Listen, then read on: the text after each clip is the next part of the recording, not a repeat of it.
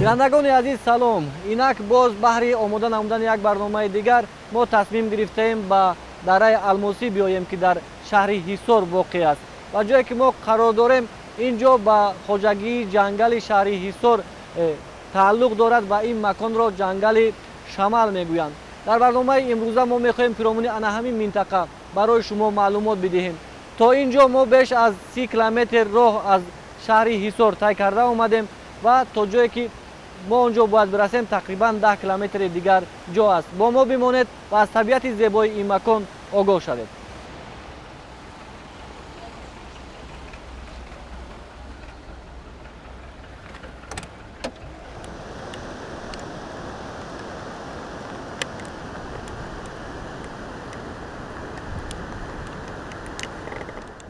мақсад аз интихоби ин макони афсонавӣ сайри маконҳои зебои диёр аст.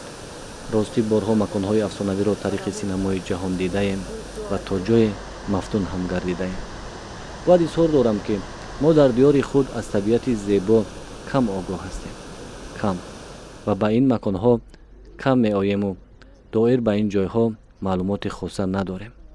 ҳарчанд медонем, ки Тоҷикистон яке аз зеботарин табиатро соҳиб аст. дараи Алмосӣ дар худ табиати афсонавӣ дорад. кӯҳҳои сар ба фалак кашида, табиати сабзи дилфиреб, обҳои ҷорӣ ва роҳи пурпешутоби хокӣ, ки каҷу макаҷ ба боло мебарад.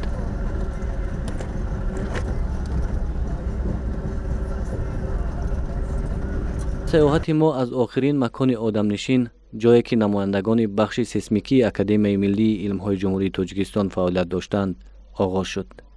зери ин қабатсанги бузург асбобҳои сейсмикӣ фаъолият мекунанд. пойгоҳи сейсмикии Арҷинак дар баландии 1500 аз сатҳи баҳр ҷойгир мебошад ва дар дараи Алмосӣ дар ноҳияи Ҳисор ҷойгир аст. ба он сабаби инҷа интихоб карданд, ки ҳамин кафидагоҳи замине ки дар қисми замин чиз аст, бо ҳаминта мегузарад. шояд аз хуҷобегар сар мешад, ба ҳаминҷа мебиёяд. ана солҳои 1973 инҷоро интихоб кардану баъд сохтмонашро давом доданд. дар инҷо аввалҳо то солҳои наздика бо аналоги мо кор мекардем.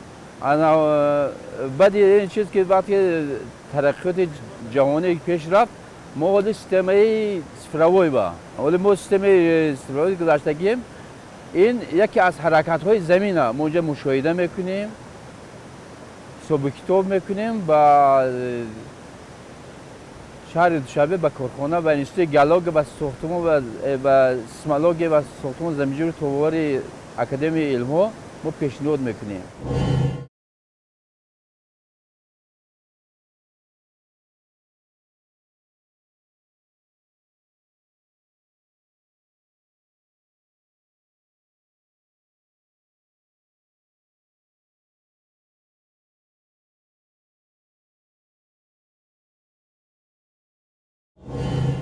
барнома омода кардан аз минтақаҳое ки масалан дар паланкӯҳҳо ҷой доранд бе ширкати намояндагони илм то як андоза маъное надорад.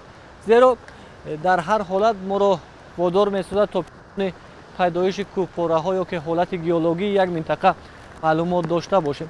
баъзе лаҳза ҳамин гунае мешавад, ки мо ба як навиди илмӣ ё ки ба як факти илмӣ то як андоза боварӣ ҳосил намекунем.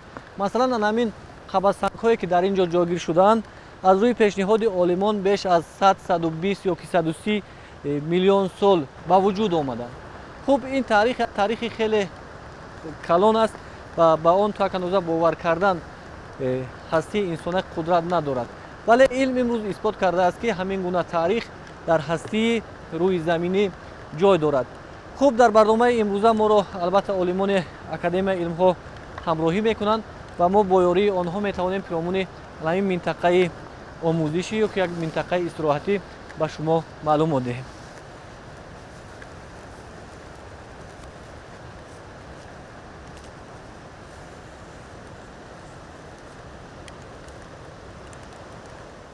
дар қаторкӯҳи Ҳисор дар қатори ҷинсҳои кӯҳӣ вулканогонӣ ва интрузивӣ ҷинсҳои кӯҳи такшонӣ васеъ паҳн шудаанд. чӣ хеле ки мо медонем, ҷинсҳои кӯҳи такшонӣ дар зери баҳрҳое ки дар зери об ба вуҷуд меоянд ва омӯзиши ин ҷинсҳои кӯҳи такшонӣ як ахбороти бениҳоят муҳим барои геологҳо фароҳам меорад.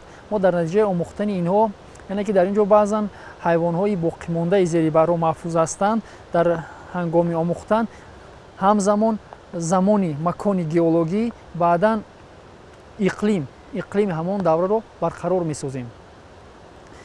дар ин минтақае ки мо ҷойгир шудаем, аслан ҷинсҳои кӯҳи такшонӣ давраи табошир, давраи бур низ меноманд, васеъ паҳн шудаанд, ки синну солашон аз 130 миллион зиёдтар мебошанд.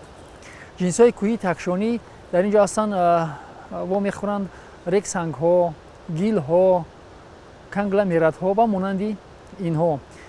агар шумо нақсар назар кунед, ҷинсҳои кӯҳи такшонӣ рангҳои гуногуни ба худ хос акс намуданд, ки ин аз ҷиҳати геологӣ барои омӯзиш дар кадом давр пайдо шудан вобаста ба иқлим ахбороти зиёдро фароҳам меоварад.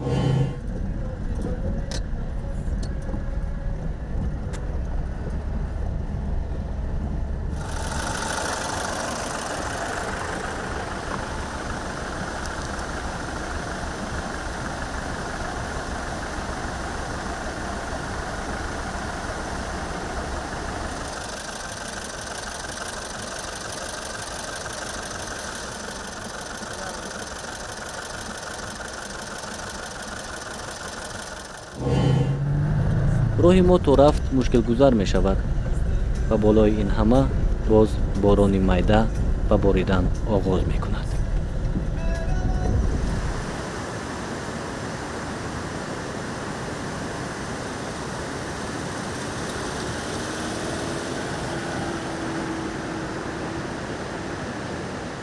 ин маконро ҷангали шамал мегӯянд. чаро чунин номгузорӣ шудааст, маълумоти мушаххас дар даст надорем. сокинони такҷои деҳаи шамал гуфтанд, ки ин ҷоро пештар шамолдара ва ё ки деҳаи шамол мегуфтанд, яъне маконе ки шамол бештар ин ҷо мевазад.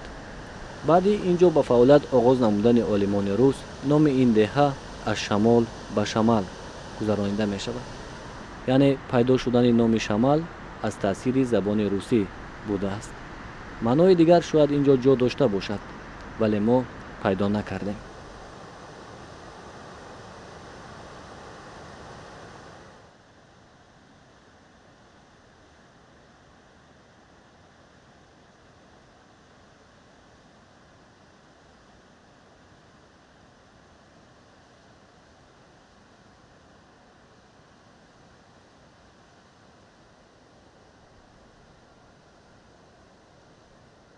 табиати зебои тоҷикистон диданӣ ҳасту обу ҳавои ин дара ногуфтанӣ. ҳар қадар боло меравӣ, ҳамин қадар ҳаво тағйир меёбад ва чун шумо мебинед дар ин маконе ки мо қарор дорем, майдаборон мерезад ва ҳаворо тозатар мекунад.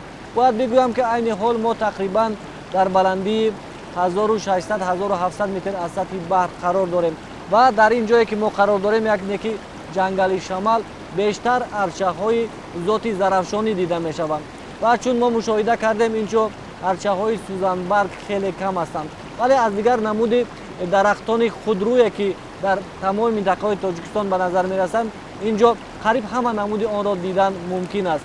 муҳим он аст ки дараи шамал гӯем дар соҳили анамин дарёи шамал доман паҳн мекунад ва ҳар қадар боло меравӣ, ин об ҳамин қадар зебову ҳамин қадар диданӣ аст. яъне ки зебоии ин дара аз як тараф агар аз обу ҳаво вобастагӣ дошта бошад, аз тарафи дигар аз ҳамин оби ҷорӣ вобастагӣ дорад.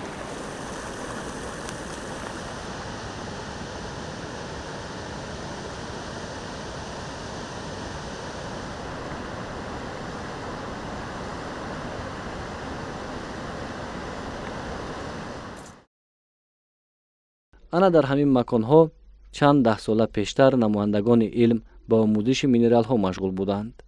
аз фаъолияти онҳо то имрӯз хонаҳои истиқоматӣ ва маконҳои коркардашуда боқӣ мондаанд.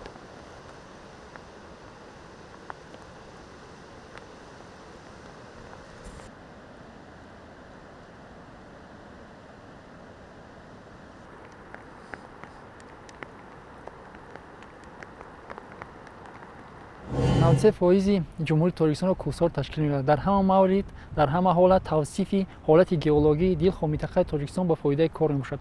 Ҷое ки мо ҷойгир ҳастем, қисмати ҷанубу ғарбии қаторкӯҳои Ҳисор мебошад. Қаторкӯҳои Ҳисор дар ҷумҳури Торикистон як мавқеи бениҳоят муайян ва хосаро соҳибанд. Ба кадом мақсад? Бинед ки нишебиҳое ки дар қаторкӯҳи Ҳисор ҳастанд, барои равиши равнақи хоҷагидорӣ, ҷойгиршавии худи пайдоиши марғзорҳои алпӣ бениҳоят хуб мебошад.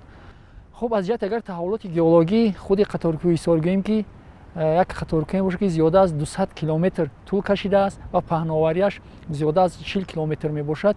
Як таърихи бениҳоят дуру дароз дорад. Ҷинсҳои кӯҳӣ дар ин ҷо ҳам ҷинсҳои кӯҳӣ магматикӣ, ҳам вулқонӣ ва ҳам такшонӣ вомехӯранд. Ҷинси қадимтарини дар ин минтақа сину солаш аз 540 миллион сол қадимтар мебошад, ки ба истилоҳи геологӣ давраи токембри гуфта мешавад. Давраи палеозой ҳам ҳаст, давраи мезозой ҳам ва давраи то ҳозир ки мо давраи чаҳорумин мегӯем дар ин минтақа васеъ паҳн шудааст. Аз ҷиҳати сохтори геологӣ ин минтақа як се давраи тектономагматикии асар гузаронидааст, ки дар вақти ҳар як ин минтақа ин давраҳо як хусусияти хоси геологии ин минтақа ба ҳисоб мешавад. Аз кафишҳои калоне ки дар ин минтақа ҷойгир шудаанду барои ба вуҷудоии маъданҳо нақши асосӣ иҷро кардан, ин хоҷаоби гарм, кафиши хоҷаоби гарм ва кафиши гисар кокшал мебошад. Кафиши гисар ҳисор кокшал зиёда аз 200 километр тӯл кашида дар баъзе минтақо паҳнояш аз 10 то 40 километр мебошад. Хоҷаоби гарм бошад вай аз яъне ки паҳнояш то 50 километр ва дарозияш то 300 километр ва зиёдтар мебошад. хуб ин кафишҳо дар қаторкӯҳои Ҳисор бениҳоят як нақши асосиро иҷро мекунанд барои пайдошавии худи конҳои маъданӣ. Дар ин минтақае ки мо ҷойгир шудем, аллакай дар замонои иттиҳоди шӯравӣ шаҳрчаи геологӣ ном дошт, ки коркарди омӯзиши конҳои маъданӣ идома меёфт. Умуман қаторкӯҳи Ҳисор яке аз қаторкӯҳҳои бойтарин аз ҷиҳати конҳои каданои фоиданок ба ҳисоб мераванд. Дар ин ҷо ҳамо конҳои магнетит, флюорит, скарногем, шели, волфрамид, барит ва дигар маъданҳо ҷойгир мебошанд.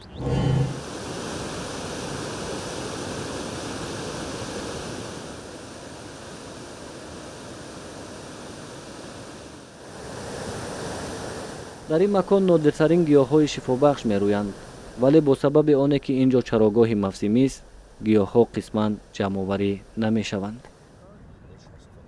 ҳамзамон ин макон макони зисти ҳайвонҳои нодир ба мисли хирсу гург ва оҳувон аст.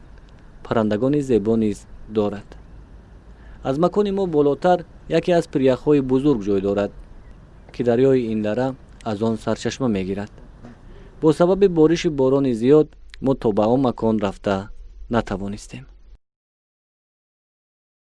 кӯҳое ки моро дар ин минтақа иҳота карданд, баландии зиёда аз 4300 метрро ташкил медиҳанд. Дар ин минтақае ки мо ҷойгир шудаем, баландии 2000 метрро ташкил медиҳад. як хусусияти дигари қаторкӯҳи Ҳисор ин мебошад ки дар ин минтақа чандин ёдгориҳои геологӣ ҷойгир аст, ба монанди изҳои динозавр дар Ширкент, дар хонақоҳ бошад, масалан худи ҷойгиршавии кӯли ҷувозак, кӯли париён. хуб ҳозир ки дар ҷумҳури Торикистон солҳои рушди сайёҳӣ, солҳои рушди деҳот, сайёҳӣ ва ҳунарҳои мардумӣ рафта истодааст, мо инҳоро агар ба назар дар оянда як пайроҳа ташкил кардан мумкин аст, ки сар карда аз Ширкент ба хонақоҳ, яъне як пайраҳа ташкил кардан мумкин аст, ки сайёҳон аз инҳо истифода бурда, як аз манзараҳои ин ҷо истифода бурда ва ғайр аз ин аз корҳои геологие ки дар ин минтақа сурат гирифтааст баҳра мебаранд. чун маълумоти муайян бобати нодирии ин макон ҷустуҷӯ намудем, пайдо накардем. аҷиб он аст ки бобати ин макони зебо на танҳо ягон китобчаи хоса, балки ҳатто мақолаҳои илмӣ дастрас намудан мушкил аст. намояндагони хоҷагии ҷангал бошанд, ба мо ба ҷуз чанд навистаи дастхат чизи дигар кӯмак карда натавонистанд.